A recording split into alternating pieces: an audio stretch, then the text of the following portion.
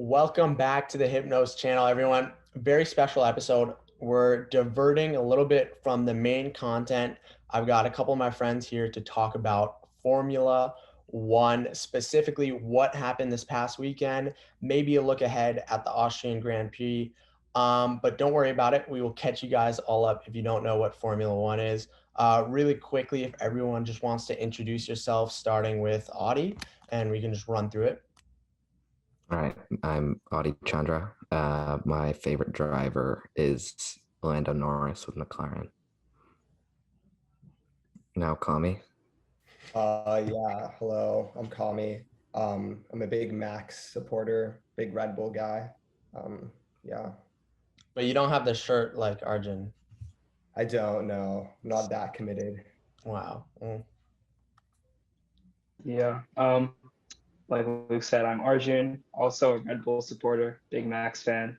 I have some thoughts about the championship this year, so we'll get to that. For sure. For sure. So really quickly, for everyone who doesn't know what Formula One is, pretty much 20 drivers, pretty self-explanatory. Who's the fastest? Cars come into play, team management, pit stops. If you've ever watched NASCAR or any kind of racing movie, very similar, but there's a European elegance to Formula One that makes it very, very interesting. And then the way I got in and a lot of people got in was the Netflix series, which you might have heard of, very popular. But what is the importance of the car and kind of teams? A lot of people think it's the driver. How important is the team and the car, Arjun, for individual drivers? So, I mean, Formula One, like you said, has these two main aspects, right? It's on one side, it's how talented is the driver, right? Can you drive fast? Can you brake late? Can you accelerate out of corners? But then on the other hand, it's, the quality of the car. Specifically in Formula One, there's this concept called downforce, right? Which is what sucks the car to the ground and allows it to go like 120 miles an hour through corners. Mm. And so drivers with really good cars are able to just fundamentally go faster through the track. And there's been a lot of controversy around, how good are drivers really? Because there are some cars that are just, half a second per lap faster than others, as we saw with Mercedes this past 10 years, and most recently Red Bull and Ferrari this year. Yeah, it makes like the greatest driver of all time conversation very interesting. So like you obviously have Schumacher and Hamilton are the best drivers of all time. I think that's pretty decided. But would those drivers be anything without Mercedes or without Ferrari, Audi? Would they even be notable without the kind of cars they were given in their career? Yeah, I mean, important to take into account because these cars have some of them have top speed advantages of like 4 or 5 miles an hour, which makes a difference when all things taken into account. Um, But I think one thing it's impressive in its own that the teams are able to develop these cars. But yeah, I do think the driver does get a significant advantage from the car.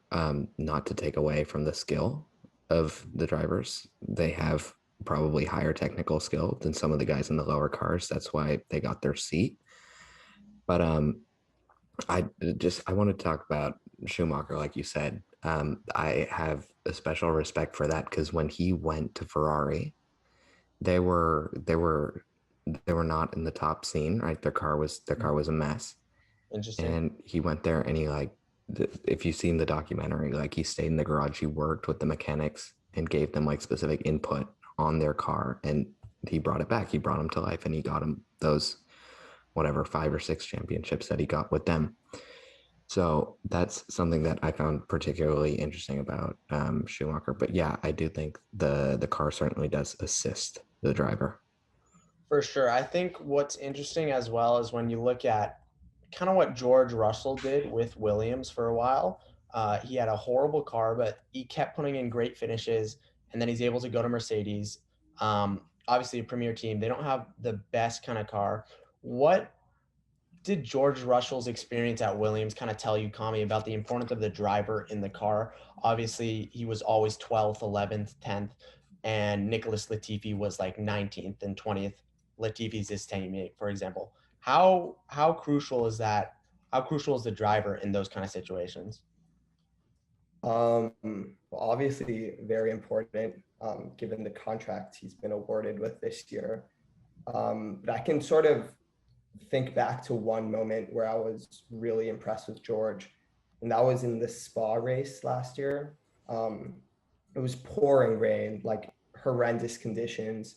Obviously, the Williams car was pretty poor that year. They were struggling to score points. I don't think they had scored any points up until that point. And then there's sort of this understanding in F1 where in the rain, the cars are sort of equalized. So you really see the best drivers perform. And George put an absolute stunner of a lap in Q3 of qualifying. And yeah, came P2 behind like Max. And yeah, that's where you sort of saw how special of a driver he really is. Not saying the others aren't special. Obviously, Lando too is a great driver. But yeah, you can sort of see sort of drivers how they almost like get rid of that inequality of the cars and sort of like show their own performance. Interesting. I think bringing up Lando is also important because you see the difference between Lando and Ricardo in a McLaren car that's probably not one of the best. Am I wrong, Audie? Audie's kind of the McLaren No. expert. It's not the best car, right? Like 5, I'd say right dead center. Dead Like, center. It's and for McLaren, they're obviously, I would say, did they finish 3 in the constructors four, last year? four. So I thought they were through to Ferrari definitely, at the end. yeah, they had aspirations for top 3. So I think you see how good Lando is compared to Ricardo's been absolutely horrible. So I think a bad driver can really hurt your team, but a good driver in an average car can't really do that much. But if you have a bad driver, I think everything's kind of, it's just a little bit sunk when you get down to it. I think I don't know, man. Like you even look at this past weekend, Silverstone. yeah, yeah, You that car is, and I don't mean to be like all fanboy here, but like putting that car where it was fighting in 3-4 with Ferraris and Red Bulls, which are 4/10, 5/10 faster, that is sort of the sign that he's sort of outperforming the car, that he is a good driver.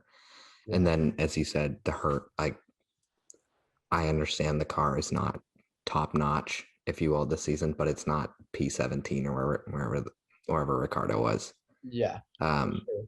And yeah, and I think sure it may like fit his driving style a little better, but there are telltale signs like with George and Williams last year where you can really see when someone's got a good talent. For sure, especially considering Lando's got no support up there. You see the difference between like, he's fighting against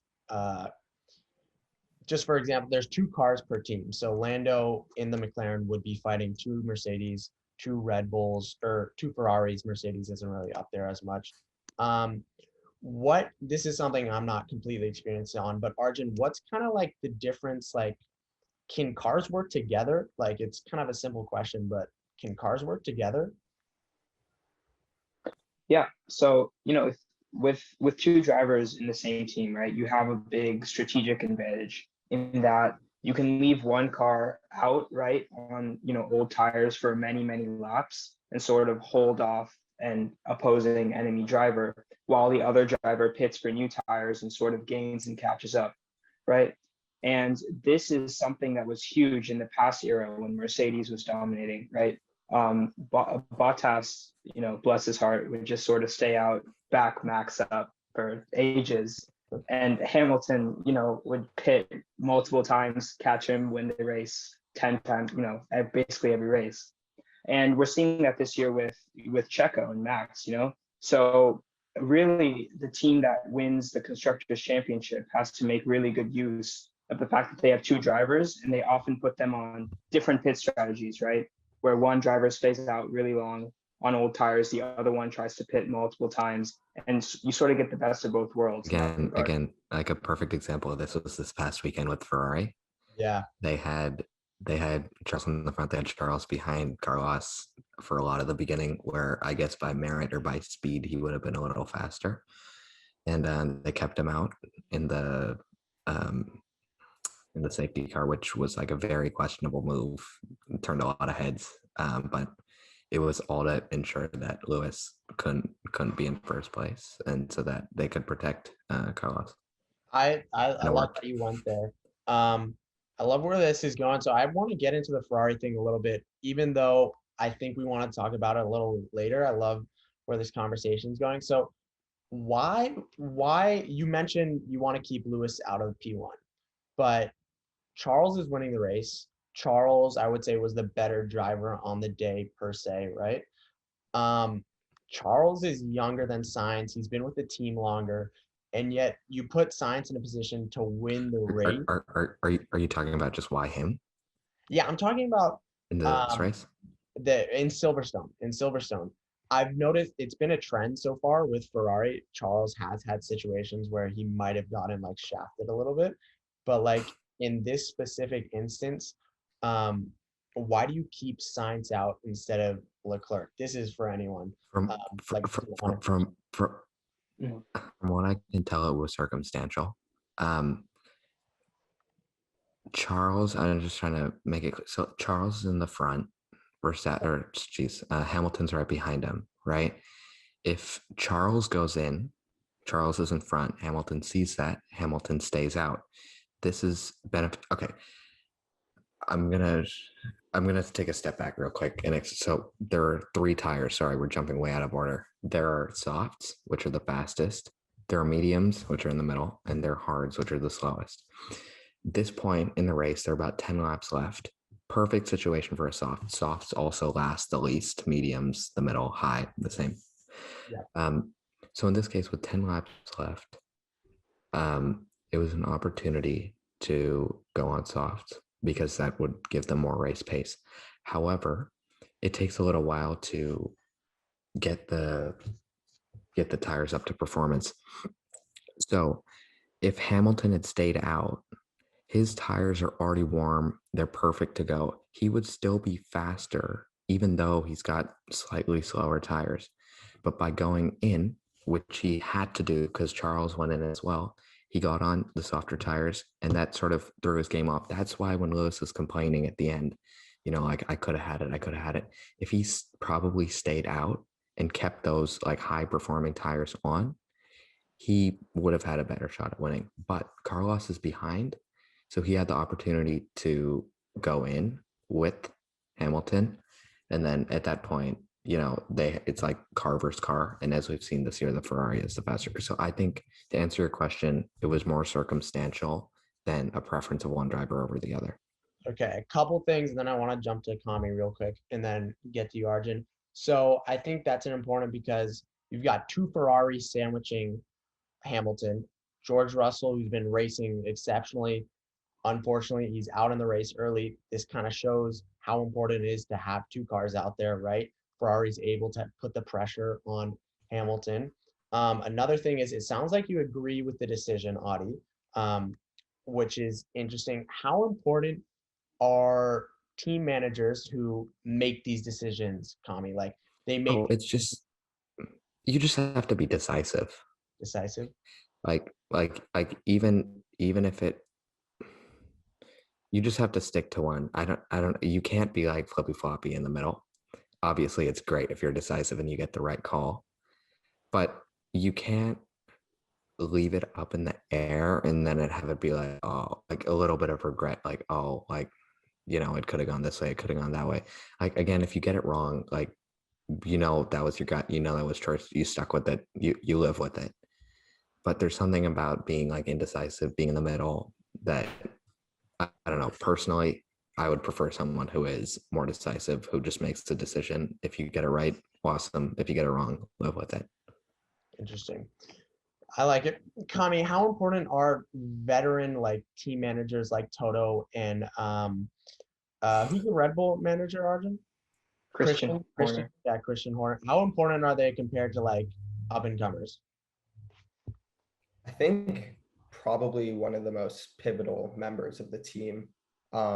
This Ferrari principal, Mattia Binotto, is a complete clown. Doesn't really know what he's doing. The whole organization is sort of, I don't know. It's all chaos for such a historic and prestigious driving Is constructor. that our title for the video? Bold claim: Ferrari is absolute chaos by Kami. Stand by it. I stand by it. Yeah, you could just tell from the radio messages.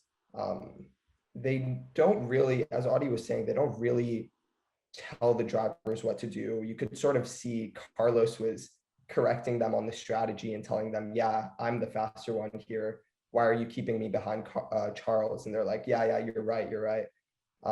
It's all chaos. They don't know what they're doing.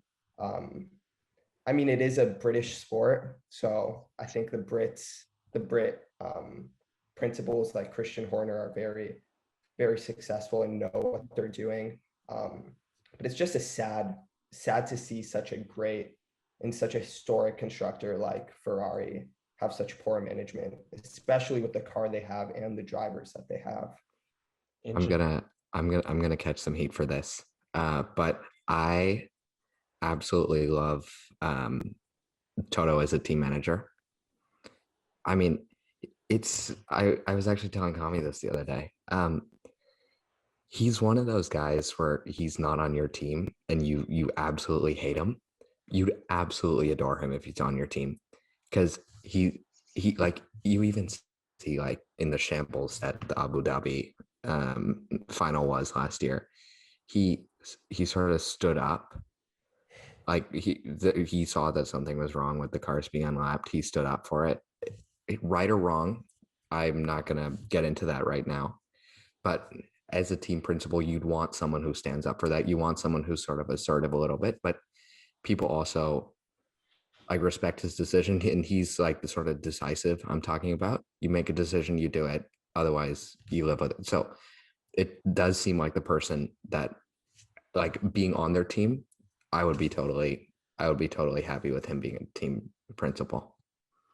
I like that. I think you can view like personally for me, like I kind of view team managers as like just great coaches, like in any sport. Like you need a great leader at the helm. I think he's done like Lewis doesn't win all those championships without Toto. I think personally without the car as well. But Lewis obviously a great driver. I want to stick at Silverstone with a quick moment with Arjun. What is the moment Kami's referencing when the Ferrari manager tells like Sainz to what is it, states 10 car lengths back. He wants to like create space for Leclerc. What is he trying to get Sainz to do? And then what does Sainz say in response to that? So what what Sainz's engineer is trying to get him to do is back up the rest of the pack, right? So right now at the safety car restart, all the cars are really bunched together, right? And whoever gets the drop is basically in a really advantageous position because the cars are really close together. So Leclerc here is in a really vulnerable position, right? Ferrari wants to ensure race victory by seeing if he can get out in front. There's very few laps left. Leclerc is on old tires. And so what Ferrari is trying to do is tell Sainz, okay, go really slowly, make sure the rest of the cars can't pass you, and let Leclerc build up this lead so that no one will be able to pass him because he's in this really vulnerable position.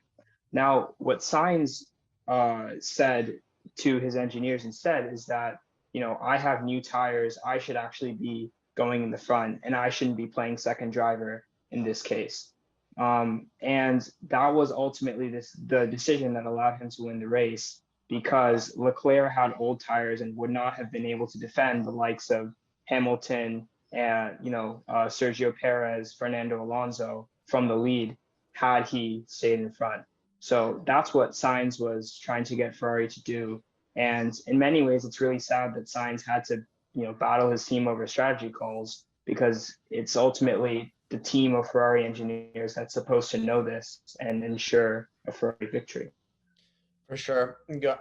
I mean, it supports the Kami argument that Ferrari's in shambles. Another interesting, like, small, like, caveat I noticed was Lewis, like, briefly complains that he got put on small tires instead of medium tires because he thought the car was better on medium tires. And then we kind of see that in his pace. He doesn't end the final couple laps well. Is that like a One a second. team One second. manager fault? What'd you say, Adi? Clarification. Was it that they pitted him, or that he They didn't pitted want to him stay and on his? he goes like, are we sure these are the right tires? And it's not like a question like, are the tires on incorrectly? It's a question like, are you sure we should Yeah, go on yeah. soft tires? I understand. I interpret it more as, did he need to pit? Okay. Did he need to pit onto the softs? Because this is going back to what I was saying at the beginning. Those tires, if I believe, are like less than 10 laps old. Like he'd pitted like a few laps before the safety car, and for newer F1 people, safety car is a great opportunity to pit because everybody is close to each other. There's no overtaking, and like it doesn't really hurt your time. So everybody generally goes in and pits under a safety car. But that's what I was referring to at the beginning, where it maybe didn't work as well because his tires were in the optimal spot. And by putting on softs, he then needs to like so again, I'm going back to the tires. The hards, they last longer, they're slower, but they're generally like ready to go when you put them on. Mediums, they last a little shorter, they're faster, but they require a little bit of warm up. The tires need to be at like a specific temperature to function best. And then the softs, they run for the shortest time. However, they're the fastest, but they do take a good chunk of time to warm up. Again, with 10 laps left, it takes a little while to warm up those tires. So my thing was that maybe he was a little unsure about coming in because he wanted to stay on those optimally heated, good condition tires as opposed to getting a fresh set. With regard to whose thing it is, I don't quite know. That was more like general strategy you saw out of the, I think, 17 cars that were in there. I don't know the absolute number, but I think at least 10 of them would have come in and gotten on softs.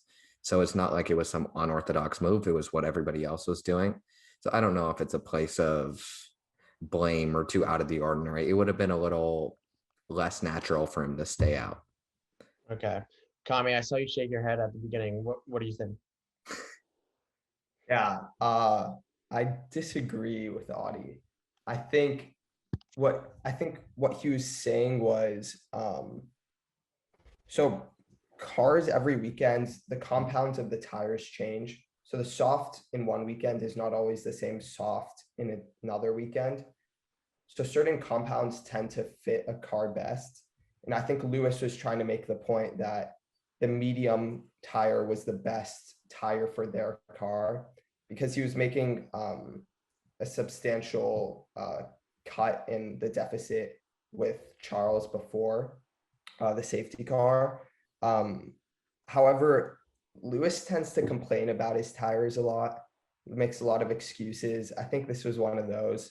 I think Mercedes was completely correct to put him on the softs. If he had just not pitted, he would have been vulnerable, just like Leclerc was. He wouldn't have finished on the podium. So yeah, it was a great decision. Fair enough. Even Luke was saying the medium, so maybe I just got this entirely wrong. But to add your point, it does seem that the team knows best. I know this from like a poor moment with Lando in Russia last year, where he like made a call, cost him the race. But it's the team's got like weather trackers, and they have so much data on the car. Generally, if it's not Ferrari, I'd side with the team strategy. I just think they have the data they need. And like, again, they probably know what's right, but you know, it's good that they take his sort of opinion as the driver as he feels the car out. But I agree with Kami. I think they made the right decision to pit him. Yeah, I think the amount of like data and information the team has, the drivers just all they have is the feel of the car. I want to quickly jump into one more thing in Silverstone, and then we can get to a couple winner predictions and see where that takes us. Arjun, two Haas in the top 10. It doesn't have any real meaning for constructors or winners, but can you give like maybe new people or even old people just how has this ever happened, honestly? Like, this is a huge moment for Haas, right? It really is. Haas is generally known as the joke of the Formula One paddock. They're a new team. They came around in 2016. They're mostly known for their team principal, who has an incredibly German accent and says the F word every other sentence. Really, really a wonderful gentleman. And that they're sort of doing badly every weekend. Bottom of the pack, hardly ever score points, and they've really been struggling because they recently brought in, new drivers. Last year they had two rookies who were, completely inept at Formula One. This year they've kept one rookie and they've brought in a more experienced driver, but they really just never had the pace as a team to do anything consequential. Now, what's so amazing about this result for them is recently Haas has made a move, for better or for worse, to be closer to Ferrari as a team. So they've sort of copied Ferrari's design philosophy, hired many of their engineers, their strategists. I know Ferrari strategists aren't the greatest, but so Haas has been on the up this season compared to last season, and they brought a whole host of upgrades to Silverstone. This was publicized as their next evolution of the car, and we saw that it really paid off. The two drivers were able to sort of circumvent all the collision at the beginning. And ultimately, one of the drivers, Mick Schumacher, was able to score his first points finish in Formula One. And I think everyone is just generally really happy for them after, the absolute hell they've had to endure for all the time they've been in the sport. I agree. One other thing, Mick Schumacher, a good driver. Do we think he'd be in Formula One if his last name wasn't Schumacher? Open to anyone. Um, yes, maybe not the same, place in everybody's heart. Um, I say this because he won F2. It's not like he didn't get here on merit. It's not like I'm sure there was some involved, but it was not totally daddy's money. Lance Stroll and Latifi, I'm Yeah, looking at you. that is.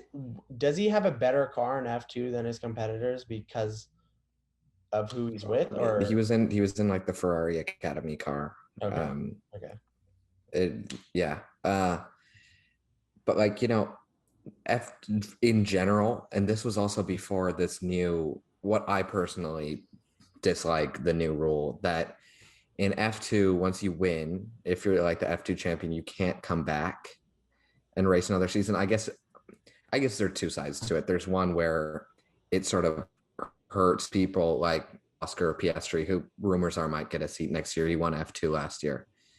But once you sort of win that, if there's nowhere to go up, you sort of get caught in the middle. You get stuck in the middle with no place to move up, no place to move down. You sort of need to like sidestep out of the Formula One into something like IndyCar. But I guess on the other end, like it gives younger drivers opportunity, so you can't be like the Lewis Hamilton or the Michael Schumacher of F2 and just keep winning every year. yeah, But he won F2. Generally, if there's a seat available in F1, it is given to the top guys in F2. He got it. That's what Joe Yu got this past year. He won F2 last year. He got a seat.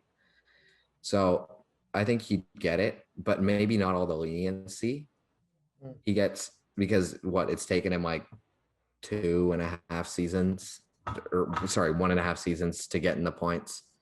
yeah. When even people lower than him in his class got points quicker. I'm sure that may be due to the car because Haas was in the bin last year as well, as Arjun said. But yeah, I still do think he deserved a seat, maybe not all the leniency and whatnot. All right, let's jump into some winner predictions. Let's start with Kami. Is anyone not going to pick Max, Kami? I think everyone should pick Max. He's the best driver out there. He's got a good enough car. But I think it's going to be closer than a lot of people think it's going to be. I see Ferrari making a push. In Mercedes, driver? don't sleep on Mercedes.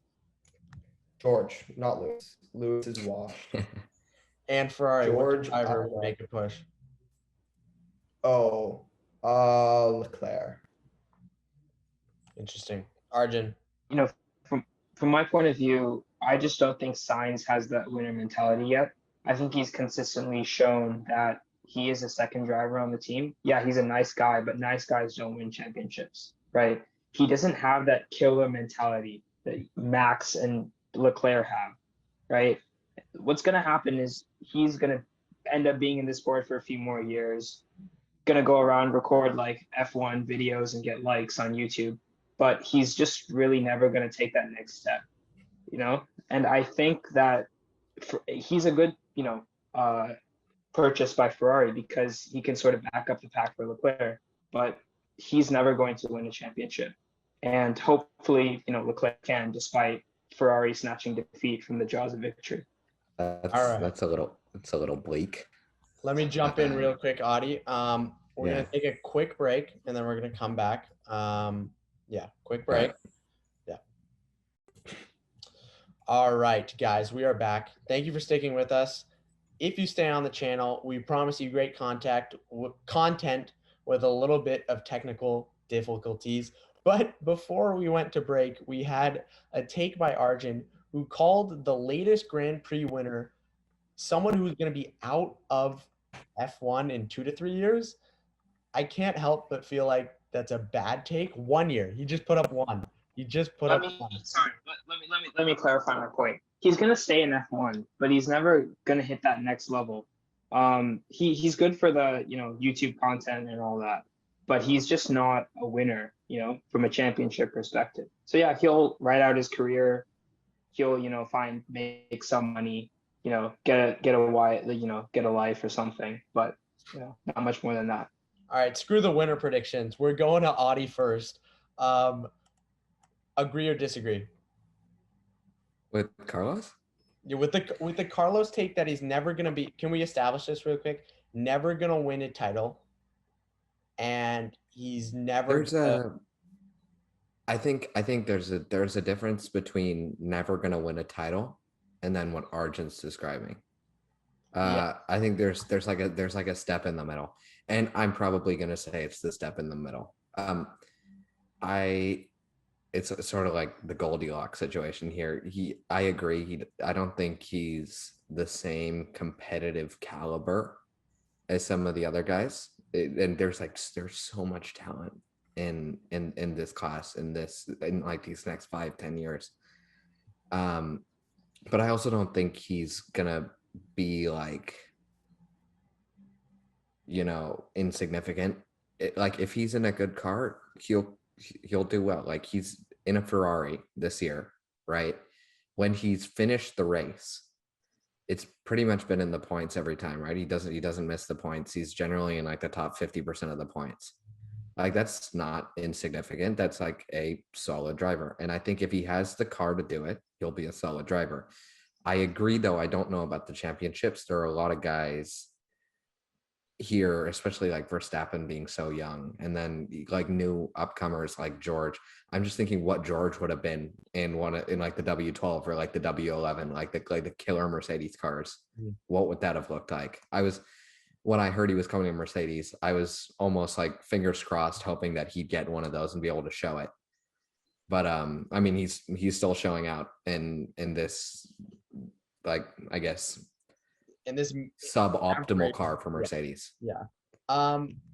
One thing that got me is you said if Sainz is in a good car, he's gonna do good.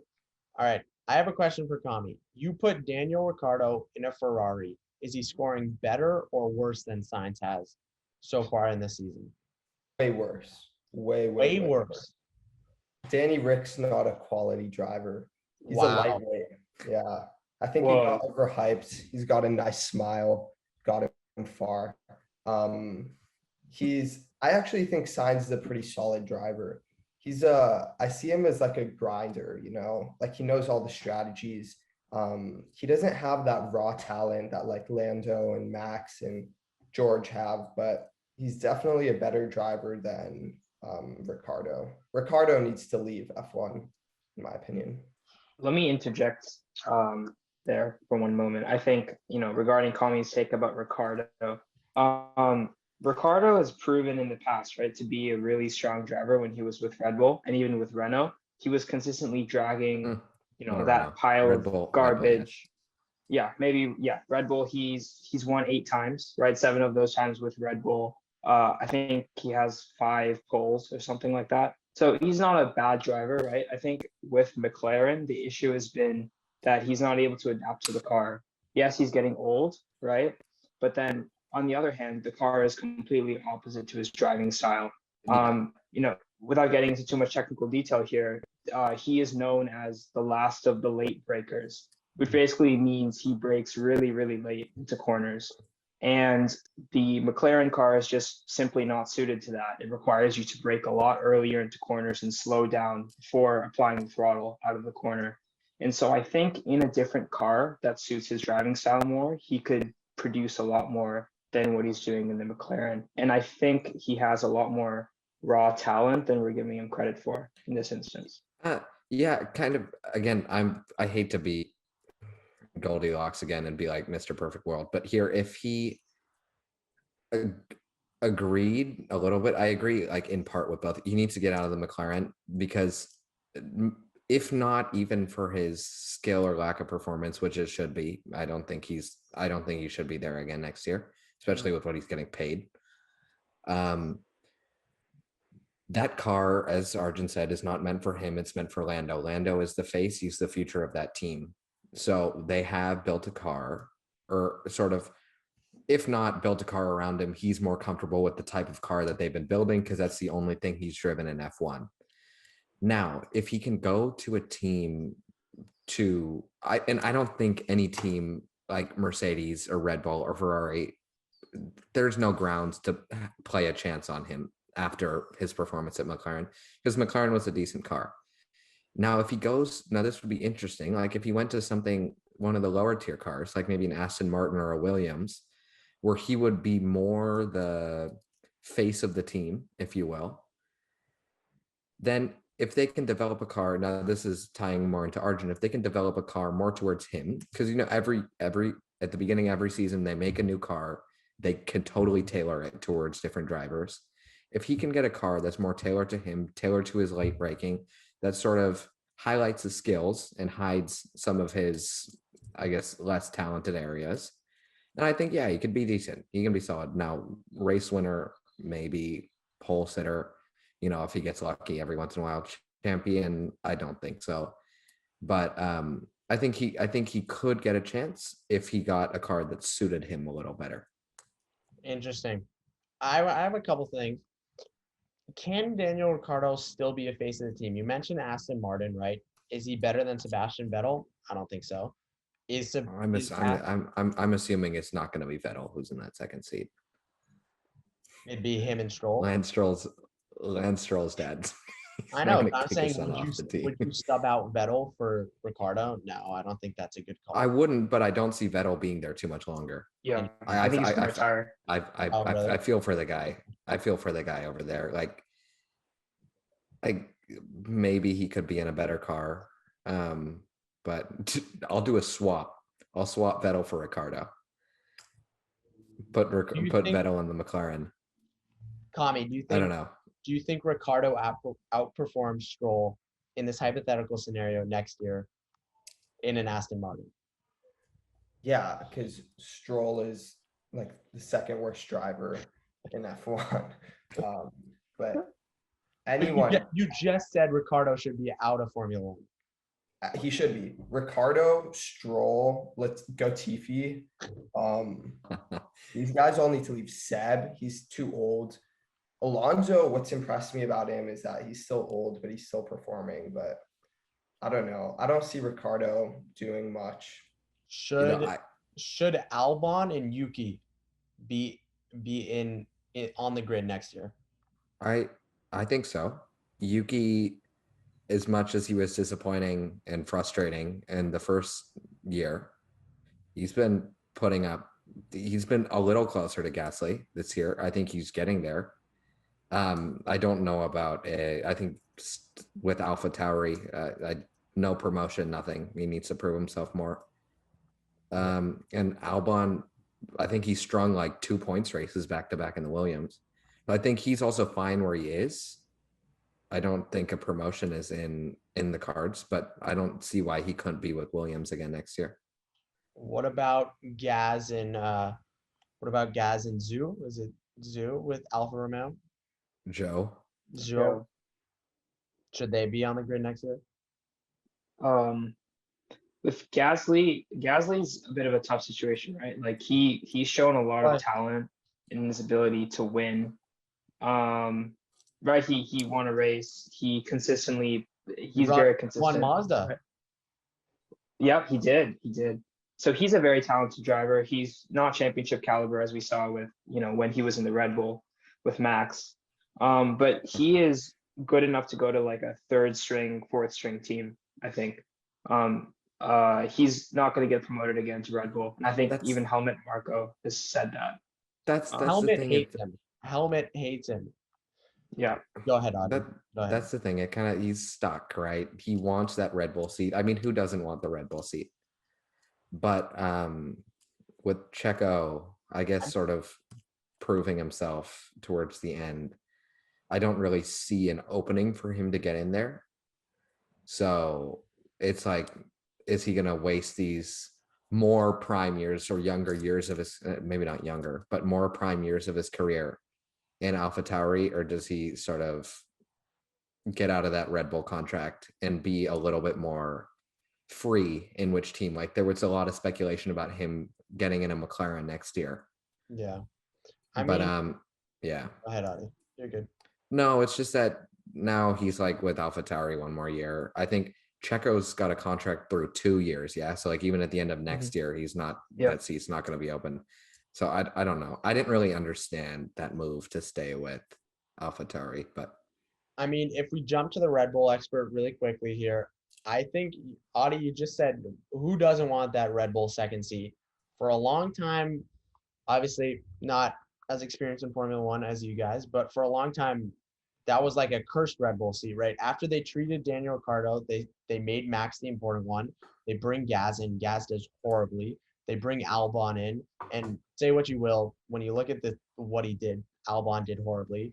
And you kind of look, it's kind of like a cursed second seat. No one wants that because you're just going to be helping Max. Red Bull is seeing what Valtteri's doing for Lewis, and they're like, well, why can't we get a second person like that? Why all of a sudden do people want this second Red Bull seat, Arthur? So, I mean, to preface this, I think we should talk about what Red Bull has really been doing in the sport, right, with their academy. So Red Bull's academy is known for its ability to spot young talent and bring them into the fold, either in AlphaTauri or as, with other customer teams. And it's really incredible how many drivers have come from Red Bull origins. I think there's 8 drivers on the grid right now who at some point or another drove with a Red Bull affiliated team. And so, while they have this ability to find this young talent, oftentimes they put them in these spots that they're not ready for. They put these like 19, 20-year-old kids up against a world championship caliber driver like Max. And often the pressure is too much for them. And that's the mistake that they've made consistently for the past few, seasons. And sorry, what was your question? Okay. No. I think you answered it. You answered it well. I mean, Yeah. No one wanted to be the second seat to Max. You're not going to be the face. Yeah. But Checo does a great job, and now all of a sudden everyone's like, "Well, we want to drive in a Red Bull, right?" And you know why? That's just as Arjun said it. When you throw a like 19, 20-year-old up against Max Verstappen, yeah, it's going to be demoralizing. And yes, you're not going to be able to stand the pressure of being in that top 2 team and needing to bring in podiums and wins. Now look at Checo as an example. Yeah, he's been in there for maybe 5, 6, 7, 8 years. So he's seen it. He's a little bit more seasoned. He certainly took a lot of hate from people because he wasn't, I guess, exactly what they were looking for at the beginning of last season. He sort of grew into it. But like someone who is more experienced would much rather be in that higher performing car. Like Gasly, like even if you play second fiddle, I'm sure that sucks. You saw that in Valtteri, but I mean, who doesn't want to be in the second fastest car, especially if you're in the fifth, sixth string team. If you have experience like Checo, because that's what they did, right? Checo was in like Force India, Yeah. so like I don't know. Yeah, I get it, the pressure, but like if you can stand it, I don't see why you wouldn't want to be in a Red Bull. I And I think think it's sorry, go ahead. no, I just wanted to jump real quick and then we can get you to Arjun. But if we jump to the other backwards cap wearing podcaster, Kami, um, we're talking about you don't want the pressure to go up against Max. How good is Max? He's already so young. Like, how good really is Max? He's in an awesome car, but I mean, he beat Lewis last year. No one's gonna beat him this year. I feel like we can say it. Are we seeing another Mount Rushmore F1 driver right now? I think he's the greatest of all time, honestly. No, I'm kidding. I'm kidding. I do think he's a generational talent, though.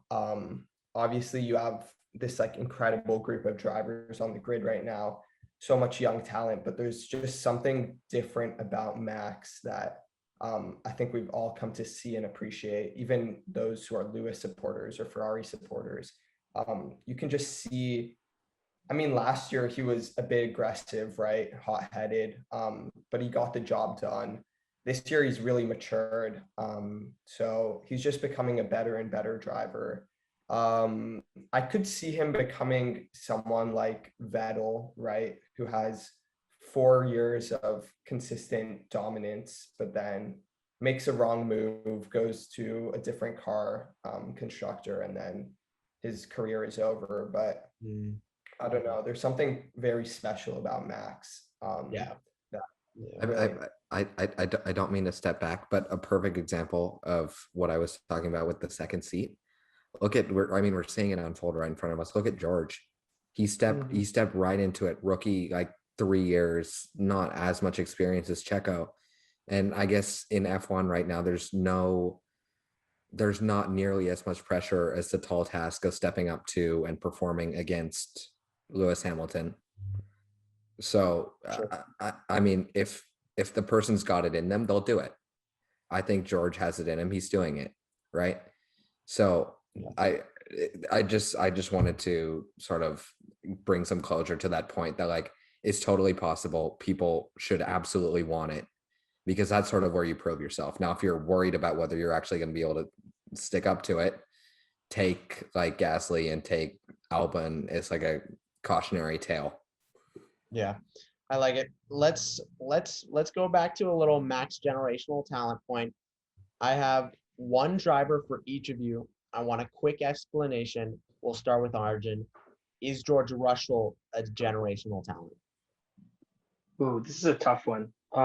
George won F2 in a year that included the likes of Lando Norris, Alex Albon, Charles Leclerc was I think the year before, but George won amongst all of those drivers. So The famous he's photo, right? definitely They're up. all in the photo. They're all in the photo. Yeah. Yeah. And also, not to mention F3, F2 back to back as rookies. Yeah. That was one thing that was cool about him. Sorry. Yeah, George Russell did that. I think Charles Leclerc also did that, winning F3 and F2 back to back. So he definitely has the mental fortitude and strength to be a generational talent. I don't see it yet. I see a driver who's incredibly hungry for victories, who's able to work with his engineers, who has sort of this knowledge of how teams work, and he's able to put it together when it really matters. We see that he's an incredibly strong qualifier, right? As Kami said earlier about Spa last year, his P2. Mr. Saturday. Rain. Yeah, it's incredible, honestly. And it's really the fact that he hadn't had a good car that was the barrier to I think, winning races and championships. So I think if Mercedes can give him a good car next year, I think he'll be in the debate along with Charles Leclerc as sort of the the cornerstone of that next generation, the one that comes after Max. Okay. All right. I like it. Next one, Kami. Charles Leclerc, like we said, F2, F3 winner. Awesome backstory. I don't think we need to get into it, but absolute beast. Is he a generational talent? Yeah, that's an interesting question. I used to be a Leclerc hater before this season. I've really thought, I mean, it was this young kid getting a 5-year Ferrari contract, kind of unheard of. I was like, this kid's getting way too hyped. Obviously, I was a Vettel fan at the time, but now seeing him this year, there's this sort of like maturity he's shown, but also this sort of, I see in him the same like aggressive and like hungry mentality that I see in Max, which I think is like pivotal to F1. Yeah. So yeah, he's a great driver. He's no Max, but yeah, he's good. Okay. I like it. I would also like to say, not an awesome backstory, an inspiring backstory. Sorry about that. Inspiring backstory. Gone through a lot of trials and tribulations. Well done. Final one. Audie, I planned this out perfectly for you. It's like a tennis lob for you to come in and slam this down. Is Lando Norris a generational talent? I'm gonna preface this by saying I absolutely love him. I do not know about generational. Okay. I don't. I could very easily say yes. I think he's gonna do absolutely great. But generational talent, I don't know how you're defining that. When I think generational talent, I think someone like Vettel who can go and get 4 in a row. And maybe whether I don't know if it's lack of talent or it's not lack of talent. He's a great driver. I don't. When I think of like an athlete, when I think of a competitor, you need the killer instinct. That's like a non-negotiable. Yep. I don't know if it's there. I don't see it enough. He's like a really cool guy, really chill, super fun. Love his personal. I absolutely love him. I don't know, and maybe this is just me it getting hidden because Leclerc's got a better car in the Ferrari, Russell's got a better car in the Mercedes. Maybe it's just because I'm not seeing the results. He's putting it there. He put it there all throughout last year. I'm like so on the fence about like my own opinion here, but that's what I wanted to ask. Does he have the chance to even show that killer instinct? I mean, you feel like I still felt like I saw it in George in the Williams. Like it would kill him when he wouldn't score points. Like even though he was in a Williams, there was like negative 10% chance he was going to score points. You still like you could just see the frustration when he wasn't scoring I don't know. It's almost like Lando's like a little too even keeled, if you will. Interesting. I don't know. All right. Well, it's been an absolute pleasure. Just some future. I had an absolute blast. I think hopefully we'll be doing another podcast to preview the Austrian Grand Prix, get some other things. There's a couple rabbit holes we didn't have the chance to delve down into that I would love to go into. We're going to get a couple more guests on, a couple more friends who have some differing opinions, give some Lewis fans a chance to bash Arjun on the pod. But I had an absolute great time. Let's get everyone's predictions for number 1 Ferrari driver. Just all you have to say is Sainz or Leclerc. Audie. Leclerc. Kami. Leclerc. Arjun. Leclerc. Leclerc all the way around. Interesting. All right. Well, we will see you guys soon with an Austrian Grand Prix preview and a couple more arguments, conversations that we'll love to have. Thank you guys for being on the podcast. It's been an absolute pleasure. And yeah, signing off. Thank you. Thank you, Luke. Thank you. Boys.